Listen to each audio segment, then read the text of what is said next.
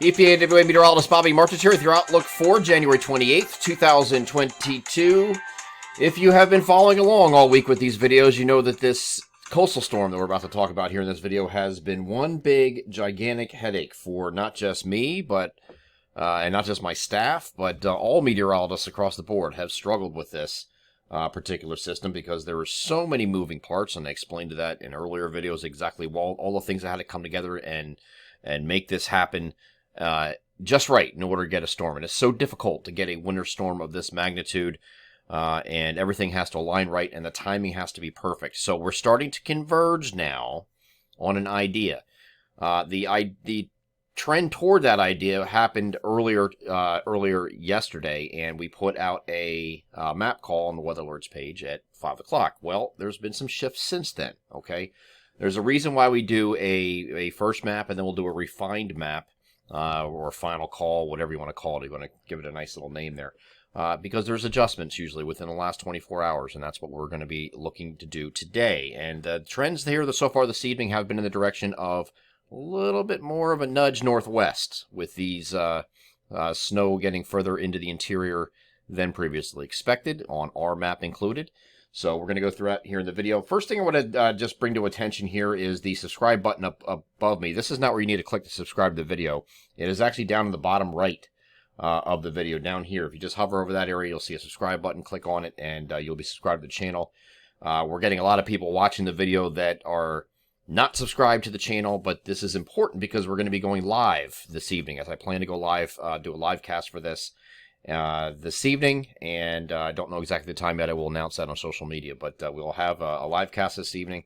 If you are subscribed to the channel, you will get the notification that we're going live, and you can join in on that live cast, kind of see where we are, see how things are developing, see how the map, which will be out at 5 o'clock again today, updated version, is panning out to this point. If we have any changes, last minute shifts, that kind of thing, we'll go over that here in the video. So the things that make this storm happen revolves around phasing. Okay, so phasing is occurring right down in this area right here. So this low pressure is going to come up the coast and give us a snow event. But if it phases a little bit sooner, you get a little bit of a shift. So they're starting to figure out that, it might be an hour or two sooner with this phase. So you're starting to see a little bit of a shift and a nudge northwest with these models. And everything I'm going to show you here, starting with the European model, is doing that. So first things first, though. Today we have some snow showers. This is with the northern stream energy associated with the trough, as the trough is coming in. This is going to give you some snow showers in areas mainly northwest of I-95. Okay, so if you actually go over the NAM, and I'll show you where that is. This is looking at this morning already. This is going to be a during the day deal for most areas in the interior, but it's just going to expand. You're going to have some intermittent snow showers throughout the day, as you can see here. And then as you get late afternoon, evening, it kind of winds down a little bit, at least temporarily, okay? But then the coastal gets going, okay? Coastal is going to be moving up from the south, and then you're going to get into more snow. We'll get back to this in a second. Here's what the European model does with this. And again, top right of the image here will give you the exact time, not the universal time. This is the exact time of the model that I'm showing. And the model that I'm using is in the upper left-hand corner here of this model image, which in this case, ECMWF is the name for the euro. Okay, so this is the European model. As I move this forward, you can see this storm moving up the coast. You have a big cold conveyor belt associated with that, and you're going to have some snow that not only is confined to just New Jersey and Delaware, like some models, or many models, were suggesting previously. They're going to get into the eastern part of Pennsylvania too, but it's starting to bring us a little bit further west in the most recent run that I have of the European model, which is universal across the board. Now, we're not going to get smoked in eastern Pennsylvania, but you can get several inches of snow, in the eastern part of the Poconos through, like, maybe the Lehigh Valley, southeast PA especially. You get close to Philadelphia, you might be going over 6 inches with this. It's starting to get in that territory now. So, again, we're going to have some changes here probably today, and we're going to see how the guidance does between now and the point where we have to release another map and send new alerts and things like that. But we're trending in that direction this evening. There's the 3-kilometer NAM, and this is what it does as far as precipitation with the snow. It's going to be all snow. We don't have to worry about it being ice, rain, no changeovers, none of that nonsense. It's just going to be snow. It's going to be cold. And this is going to pick up again late this evening and overnight. And you can see it's just pretty much concentrated in the eastern part of Pennsylvania, New Jersey, and Delaware. But the dark blues are going to be over New Jersey and Delaware, that's where your heaviest snow is going to fall. That still has not changed, okay? But we are seeing a shift and extent a little bit further northwest than we saw before. And this is a 3 kilometer NAM, which is the least aggressive showing that. So it's already, the 3 kilometer NAM now matches our map that we put out at 5 o'clock last evening. But it's still trending in that direction toward everything else, okay? So if I take a look at the RGEM, same thing, doing the same thing here as I move this forward. Look at that. It gets in the eastern half of Pennsylvania, but you see it's still snowing out here in these places, lightly, very light, but it's still snowing further west than it had been before, okay? So everything's kind of nudging northwest here. But now you're getting a solid snowfall here in the eastern Poconos, Lehigh Valley, down through Lancaster, Chester, Bucks, Montgomery, Delaware, Philadelphia, and then pretty much all of New Jersey here, okay? But even the northwestern part of New Jersey, we didn't have it as much on our last map, is now a little bit higher, okay? This is the Canadian model, the regular Canadian model. The first one, this was the short-range Canadian model. This is the regular Canadian model, doing the same exact thing as its RGM counterpart, okay? So it's doing the same thing. Same thing. See the consistency here? Doing the same thing. Even the GFS, which was out to sea, or maybe just graze the coastal communities and that's it, and was very insistent on that happening, has finally caved, okay? And that's doing the same thing. Getting snow into eastern Pennsylvania. Not quite as far northwest as the others, but this has continually gone further into the interior here with the precipitation shield. So what does that mean? Well, this is our, I'm going to pull up our snow map here, if I can get to it.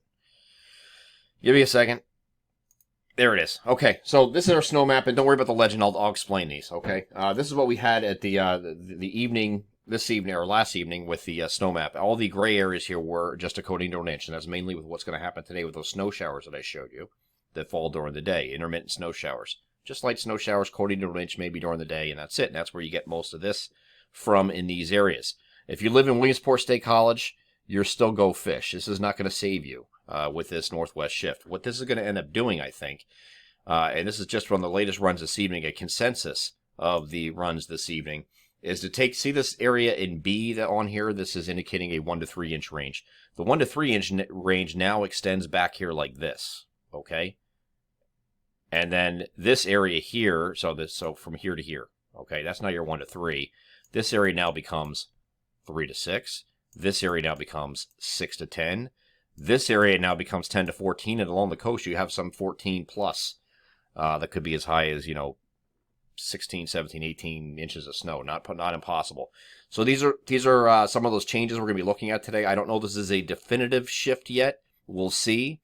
It's definitely certainly looking like it. But we could go back, wake up, or look at the what am I talking about here?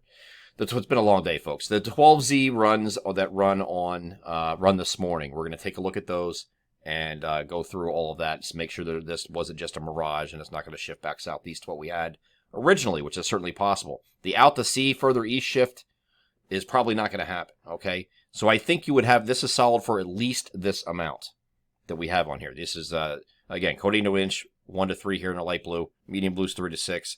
6 to 10 was in the dark blue, and the 10 to 14 plus was in the mauve or whatever color you want to call that. Purple, pink, I don't know, whatever. So that's how our breakdown was, but there could be a shift northwest today, and we're going to adjust that as needed with the new map, okay? So we don't know that yet. We're going to make that determination during the day, okay, and see where that goes. But everything's kind of trending in that direction, okay? So these are just kind of some of those last-minute shifts that we do when we're trying to figure out what the storms are going to do. This is going to have a wind component with it. You see the tight isobars here. This is a pressure gradient wind as this thing really gets wrapped up just south of the Cape here, and Boston's going to get a full raging blizzard out of this. There's no doubt about that. Actually, much of eastern New England is going to get hit pretty hard with that. But you're going to have a pressure gradient because of a difference in pressure between this bombing low right here, and then you have high pressure working in behind it here. So this is pretty close. So you're getting a pressure like a squeeze play. If you're ever in a downtown area, at a big city, really tall buildings, and you have a windy day, it might be just breezy, 25 miles per hour. But if you're inside of one of those buildings or in a channel in between those buildings, you get a squeeze play of that wind and it actually accelerates. Same concept here, okay?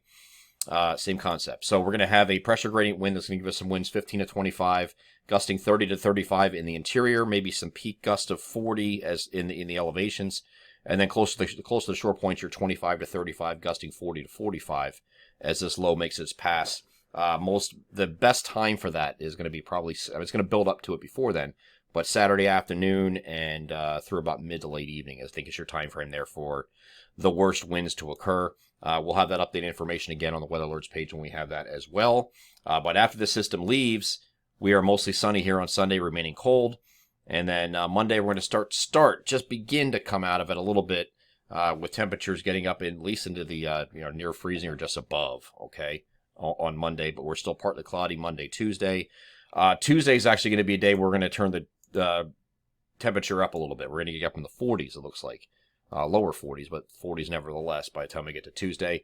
We have another system approaching the region that's going to drag some warm air in ahead of it, and it looks like you're going to have some showers overnight, Wednesday night into the day here on Thursday, as you can see here, with the next frontal boundary. But because you're going to be warm sector with this, you're going to have temperatures in the upper 40s, lower 50s. So all the snow talk that we're doing right now is going to be gone for a lot of places, especially in southeastern areas. Where the snow, even though that snow depth is going to be a little higher there, it's going to melt off pretty quickly as we get into the mid to late week period next week until this front passes. And then once it passes, we get cold again by the time we get to next Friday. I'm EPAWA meteorologist Bobby Marchus. That is your outlook for January 28th, 2022. Have a great Friday. I will have the long range this morning. I will have that out this morning, and look for our weather alerts call at 5 o'clock today. Take care.